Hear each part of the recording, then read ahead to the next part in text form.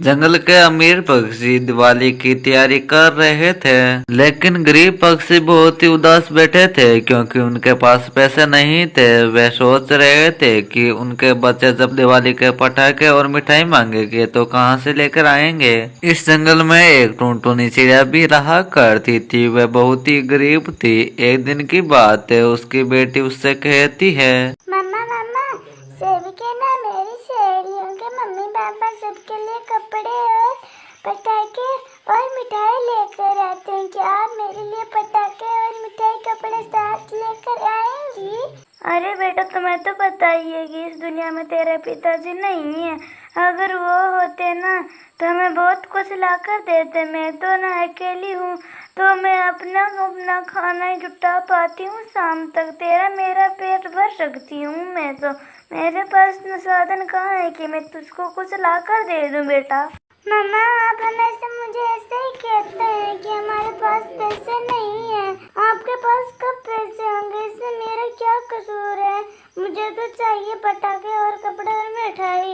अगर तुम्हें नहीं लेकर देना है तो मैं अपने दोस्तों के पास जा रही हूँ, नदी किनारे। टुनटुनी चिड़िया नदी पर आ जाती है और थोड़ी देर के बाद कालू कौवा भी वहाँ पर आ जाता है। कालू, क्या हुआ है? तुम यहाँ उदास क्यों बैठे हो? अरे अरे टुनटुनी चिड़िया, हमारे मम्मी पापा कितने गरीब है ना, वो हमको दिवाली पर पटाखे और मिठाई भी नहीं ला कर देते हैं। दूसरे बच्चे पटाखे छुड़ाते हैं, उन्हें देखकर मुझे बहुत दुख होता है। हमारे नसीब में तो कुछ भी नहीं है।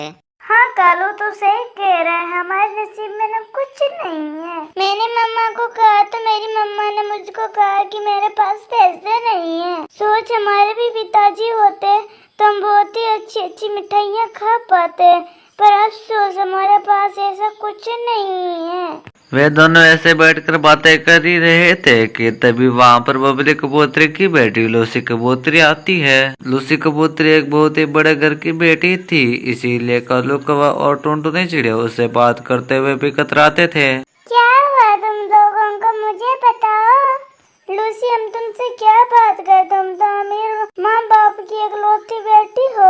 तुम्हारी तो सारी इच्छाएं पूरी हो सकती है, पर हमारी कहाँ? हमारी मम्मा के पास इतने पैसे नहीं है कि हमें वो पटाखे ला कर दे सके। तुम जाओ यहाँ से। वैसे भी तुम्हारी मम्मा हमसे बात करके राजी नहीं है।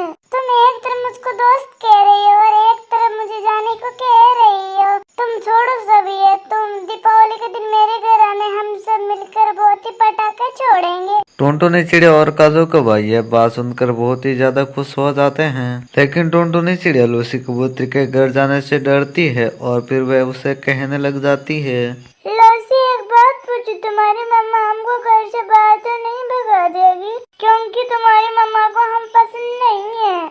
तुम चिंता क्यों कर रहे हो? तुम चलो मेरे साथ। अगर मम्मा ने तुमको कुछ कहा तो मैं उनको समझा दूंगी। अब चलो मेरे साथ। अगर तुम नहीं चले तो मैं भी दीपावली नहीं मनाऊंगी। ठीक है, ठीक, हम चलते हैं। अब टुनटुनी चिड़िया और कालू कौवा दिवाली के दिन लूसी कबूतरी के घर पहुंच जाते हैं। ये देखो, मेरे पिताजी ने मेरे लिए कितने पटाखे ला कर रखे हैं। हम इसको छुड़ाते हैं। मैं फिर से कह रही हूँ लूसी, तुम्हारे माँ बाप हमको देखकर बहुत ही गुस्सा हो जाएंगे। कालू, चलो चलते हैं यहाँ से। इसकी मम्मी हमारी तरफ ही आ रही हैं। और तभी वहाँ पर बबली कबूतरी आती है और फिर टुनटुनी चिड़िया को वह कुछ नहीं कहती है, क्योंकि वह जान चुकी थी कि गरीब बच्चों को दिवाली पर खाना खिलाने से लक्ष्मी उसके घर आती है और फिर वह आगे से कभी भी गरीब बच्चों को नहीं डांटती है और फिर सभी खुशी खुशी रहने लगते हैं।